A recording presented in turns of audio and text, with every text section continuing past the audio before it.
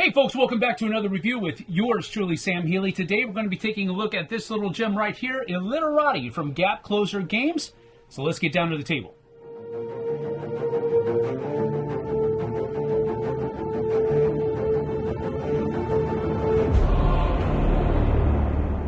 Each player draws a starting hand of 5 letters. You set up the library with 3 letters here. You set the Illiterati villain deck out by itself, shuffle it of course, and then you also have your 2 book decks. The red is what each player will be starting with, 1 book each from there. Then you also have some player aid cards that are over here that you can set out, and each player can get their own. They are double-sided, as you can see here. You put all the rest of the tiles in one of the 2 bags. The other bag will become a discard bag. Now, the goal of the game is for each player to bind 2 books on their own. So you start with the red one, and then you're also going to need to build or bind a blue book. And then after that, you're going to have to complete a final chapter together. But during the course of the game, if at any point you have to burn 4 letters, or you have to burn your 4th letter rather, when you cover up each of these spaces, you will have lost the game. If the Illiterati deck runs out, you will have lost the game as well. Now, even though each player is working to bind their own books with their own objectives, this is very, very much a cooperative game. You're able to freely use each other's letters and or words with permission, of course. You can't just take something without the person giving you permission to do that from their own pool of letters. When you're playing the game, you're very much wanting to bind your own book, but you want to make sure that you're going to survive the round first. What we mean by surviving a round is that all of the letters that are out here are used, and that you don't have any unused letters that go over the requirement of only 3 letters in the library in the basic game. But if you go over that, you'll have to start burning letters, and once you start burning letters, well, you're getting closer to having lost the game. So you really want to simply survive the round by using as many of the letters as you possibly can and trying to stay under that cap. Now, each round is broken up into basically 3 phases, and there's a lot to do in each of those phases, but generally speaking, you have your word building phase first, then you have your book binding phase, and then the Illiterati villains will attack from their deck here. In the word building phase, you're first going to draw letters from the bag. In a 2 to 5 player game, you draw 7 letters from the bag for each player, and then in a solo mode, you draw 10 letters from the bag. And then, once you have your letters drawn for each of the players, you do have the opportunity to have a redraw. If you want to enact this rule, however, you will have to draw an extra Illiterati villain during their attack phase. But once you've got all the letters that you're going to play the round with, you're going to flip this timer, which is a 3-minute timer, and then you begin building words together. After the timer has run out, you'll have to stop building words. Now, hopefully, you will have used as many of the letters as you possibly can, staying within your library limit of 3 in the basic mode. Well, here we've stayed within our limit of no more than 3 letters in the library. We've actually used more than we started off with because we still have 2 spots open in our library if we needed it, but we don't. We did a pretty good job of building letters. Notice that we did have to build words that didn't coincide with what we're going for, our objective, but the name of the game is to survive the round, and so you want to build as many words as you can, whether they meet your objective or not, but still try to work towards those objectives as well. We weren't able to bind any of our books, but that's okay. We're still working towards that. But now we do have to go through the Illiterati attack phase, and that means we just have to draw a card from the top here and then face the attack and try to survive it. This one specifically is Persephone, Vile, and Ferberus. And this one says an either or. So this one says over here, each player discards 2 letters, or one player must discard a 5+ letter word. I'm going to go ahead and discard 5 letter word of solos, and that will go into the red bag here because that's our discard bag right now. And we survived that, and we're good to go. Now, once we've gone through all three of those phases, we simply start again with the word building phase, a bookbinding phase, and then the illiterati attacks phase. Each player will draw 7 new letters to go into their supply. And once you're ready to begin building your words, you'll simply flip the timer, and it's game on. So at the end of the second word building phase, we actually maxed out our library here, and we just squeaked by. In addition to that, we were also able to finish both of our books. Yes, a stone will fly, gnats definitely fly, a groin and a head, those are both body parts, and we've used 1, 2, 3 symbols here, and we've also used 1, 2, 3, 1, 2, 3 letters there. So these books are actually bound. So we'll just go ahead and flip those over. Now, the letters that we used to bind those books are actually now put into the discard bag. So they are discarded and taken away. And then once we do that, we have to draw a book of a different color. So since we started with red, now we'll flip over a blue card for both of us. Now we go to the illiterati attacks phase and we turn over another card. Now this card, since it's a different villain, will start a new column. But if it's ever the same one that we've already seen, it will come on top of that. And then what will happen is called a chain reaction or a chain attack, where you'll have to go through this one and you'll have to go through this one in order to complete the illiterati attacks phase. But as long as they're different, you simply start a new column and so forth and so on. Now, let's say, for example, that we were not able to, that we actually went over. Let's say that quid is I know quid is a word. It's a little slangish, but I know quid is a word. Let's say that this wasn't a word and we actually went over our library restriction of 3 words. So what would happen here is we would take all of the letters, we would flip them over like so, and we would mix them up.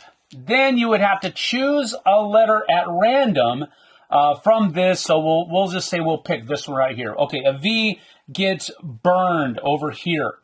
Then we would be able to flip these back over and salvage a number of letters that are equal to the cap of the library. So 3 letters right now. So I think we should take both of these guys because they're vowels, and then which one of these is the easiest one to use. Q's are really hard to use, but Q's are not that hard to use if you have a U around, so maybe we'll keep the Q as well. And then these 3 are going to be discarded. And this is generally how the game would continue, but as long as you can avoid burning letters and not emptying out the illiterati villain deck, and you're able to finish the final chapter, then you've won the game. So let's get to my final thoughts.